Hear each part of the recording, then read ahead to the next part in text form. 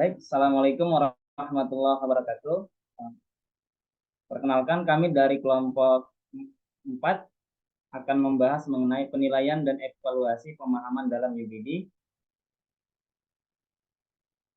Lanjut, Pak.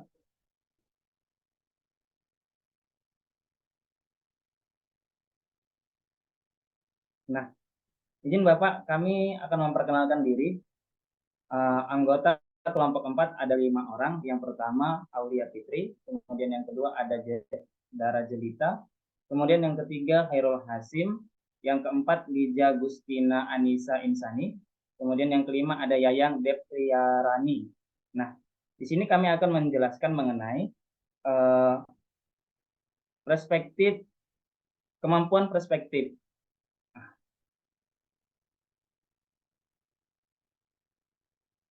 Nah, untuk materi ini nanti akan dibahas oleh Mbak Yayang. Kepada Mbak Yayang kami persilahkan. Baik, terima kasih kepada moderator Bapak Hashim. Nah, di sini saya akan menjelaskan mengenai tentang kemampuan perspektif. Apa itu kemampuan perspektif? Kemampuan untuk melihat sesuatu dari sudut pandang yang berbeda dalam konteks penilaian dan evaluasi pemahaman dalam understanding by design. Kemampuan perspektif berarti kemampuan untuk menilai pemahaman seseorang, baik guru ataupun siswa dari berbagai sudut pandang. Oke, next. Baiklah, apa saja aspek penilaian yang dilakukan di dalam kemampuan perspektif, yaitu ada 5. Yang pertama, kredibel. Yang kedua, mengungkapkan. Yang ketiga, wawasan. Yang keempat, masuk akal. Dan yang kelima, tidak biasa. Nah, masing-masing aspek ini akan dijelaskan oleh rekan saya selanjutnya. Saya kembalikan lagi kepada moderator.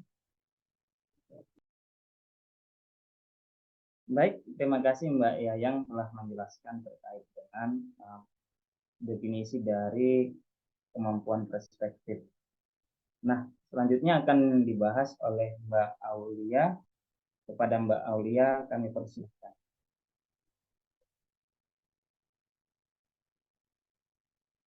Baik, terima kasih moderator atas kesempatannya. Sekarang kita akan membahas mengenai aspek-aspek yang tadi telah disebutkan oleh rekan saya sebelumnya. Yang pertama adalah kredibel. Kredibel, aspek yang dinilai adalah jawaban atau hasil kerja peserta didik harus didasarkan pada informasi yang akurat dan dapat dipertanggungjawabkan.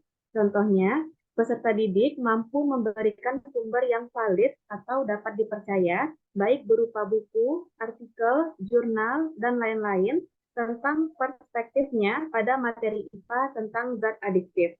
Aspek berikutnya yaitu mengungkapkan. Jawaban atau hasil kerja peserta didik harus mengungkapkan sudut pandang yang berbeda secara jelas dan rinci.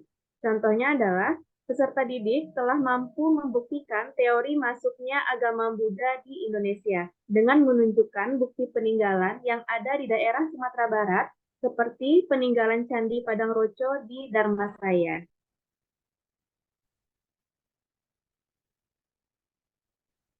Aspek berikutnya adalah wawasan. Kemampuan untuk memiliki wawasan menilai sejauh mana guru ataupun peserta didik mampu melihat dan menggali makna dalam berbagai perspektif yang mereka pertimbangkan. Contohnya, guru memiliki wawasan untuk merancang pengembangan kurikulum dan proses pengalaman belajar mengajar untuk memenuhi tujuan pendidikan dan sudah memiliki rancangan atau desain dalam proses pembelajaran. Salah satunya, pendekatan pembelajaran yang digunakan adalah understanding by design. Aspek berikutnya adalah masuk akal. Perspektif yang masuk akal menekankan bahwa guru ataupun peserta didik mampu memberikan argumentasi yang kuat dan logis untuk mendukung sudut pandang yang mereka ambil.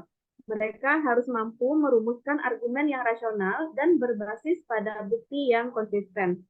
Contohnya adalah dalam penggunaan AKM atau Asesmen Kompetensi Minimum pada mata pelajaran kimia, merupakan sistem penilaian yang logis dan koheren. AKM dapat mengukur kemampuan literasi dan numerasi siswa secara objektif dan tidak memihak. Aspek yang kelima adalah tidak biasa. Aspek ini mengevaluasi kemampuan guru ataupun peserta didik untuk melihat perspektif yang tidak biasa atau jarang dipertimbangkan oleh orang lain. Guru ataupun peserta didik diuji untuk melihat apakah mereka dapat berpikir di luar kotak dan mengeksplorasi sudut pandang yang mungkin tidak umumnya dipertimbangkan oleh orang lain.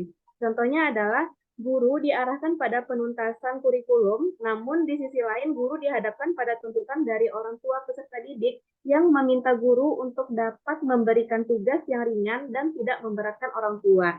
Ketika hal ini tidak terpenuhi, maka cenderung terjadi hubungan yang tidak sehat antara guru dan juga orang tua. Tadi adalah pemaparan mengenai 5 aspek yang ada pada perspektif. Berikutnya saya kembalikan kepada moderator.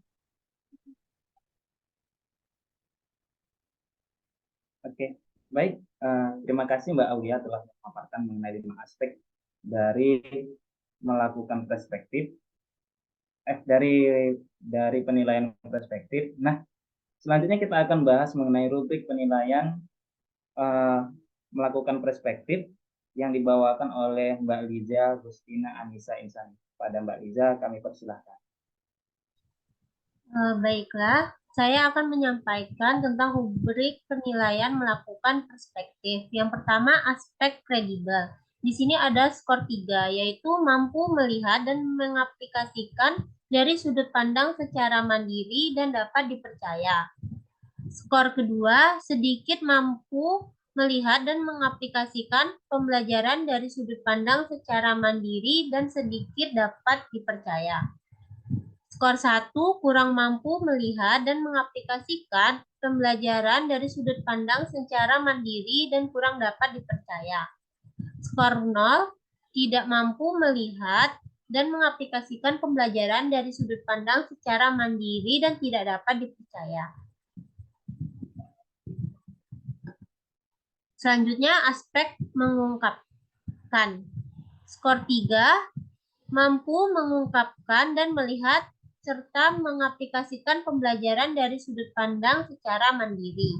Skor kedua, sedikit mampu mengungkapkan dan melihat serta mengaplikasikan pembelajaran dari sudut pandang secara mandiri. Skor 1, kurang mampu mengungkapkan dan melihat serta mengaplikasikan pembelajaran dari sudut pandang secara mandiri. Skor 0, tidak mampu mengungkapkan dan melihat serta mengaplikasikan pembelajaran dari sudut pandang secara mandiri. Selanjutnya, aspek wawasan. Skor 3, memiliki pandangan dan mampu menerapkan hasil pembelajaran dengan lancar, bersih, dan dilafalkan dengan baik. Skor kedua, sedikit memiliki pandangan dan sedikit mampu menerapkan hasil pembelajaran dengan lancar, bersih, dan dilafalkan dengan baik. Skor 1, kurang memiliki pandangan dan kurang mampu menerapkan hasil pembelajaran dengan lancar, bersih, dan dilafalkan dengan baik. Skor 0, tidak memiliki pandangan dan tidak mampu menerapkan hasil pembelajaran dengan lancar, bersih, dan dilafalkan dengan baik. Selanjutnya saya balikin kepada moderator.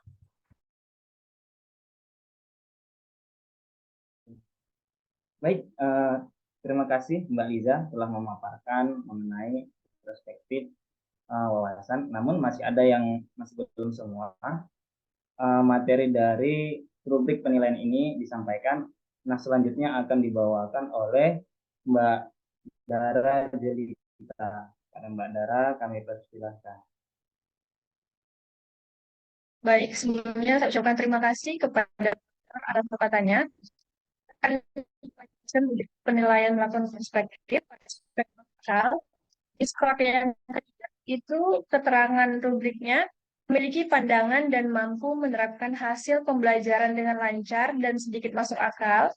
Skor 2, sedikit memiliki pandangan dan sedikit mampu menerapkan hasil pembelajaran dengan lancar dan sedikit masuk akal. Skor 1, itu keterangannya kurang memiliki pandangan dan kurang menerapkan hasil pembelajaran dengan lancar dan kurang masuk akal. Skor 0, yaitu tidak memiliki pandangan dan tidak mampu menerapkan hasil pembelajaran dengan lancar dan tidak masuk akal. Selanjutnya yaitu pada aspek tidak biasa. Skor 3 itu memiliki pandangan secara mandiri dengan kreatif, komunikatif, dan tepat. Skor 2 yaitu memiliki pandangan secara mandiri dengan menampilkan minimal 2 dari 3 indikator yang akan terpenuhi. Sedangkan skor 1 yaitu memiliki pandangan secara mandiri dengan menampilkan minimal 1 dari 3 indikator yang terpenuhi. Sedangkan skor 0 itu tidak memiliki pandangan secara mandiri. Next. Baiklah, selanjutnya ada manfaat. Manfaat yang pertama yaitu dapat membantu guru untuk memahami kemampuan guru ataupun peserta didik. Nah, dengan mengukur kemampuan perspektif, guru dapat mendapatkan gambaran tentang kemampuan guru ataupun peserta didik untuk memahami dan menghargai sudut pandang orang lain. Hal ini dapat membantu guru untuk memberikan pembelajaran yang lebih sesuai dengan kebutuhan guru ataupun kebutuhan dari peserta didik. Manfaat yang kedua, dapat membantu guru ataupun peserta didik untuk meningkatkan kemampuan mereka. Dengan mengetahui kemampuan mereka, guru ataupun peserta didik dapat fokus pada area yang perlu mereka tingkatkan. Guru dapat memberikan umpan balik yang bermanfaat bagi guru ataupun peserta didik untuk dapat membantu mereka meningkatkan kemampuan perspektif mereka sendiri. Manfaat yang ketiga yaitu meningkatkan keterampilan komunikasi dan juga kerjasama. Kemampuan perspektif ini penting untuk komunikasi dan kerjasama yang dapat dilakukan secara efektif.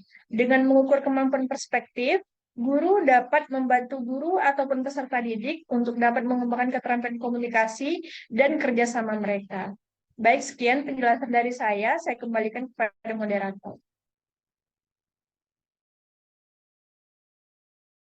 Baik, terima kasih Mbak Dara Julita telah menyampaikan serta menjadi sesi akhir dari presentasi kita.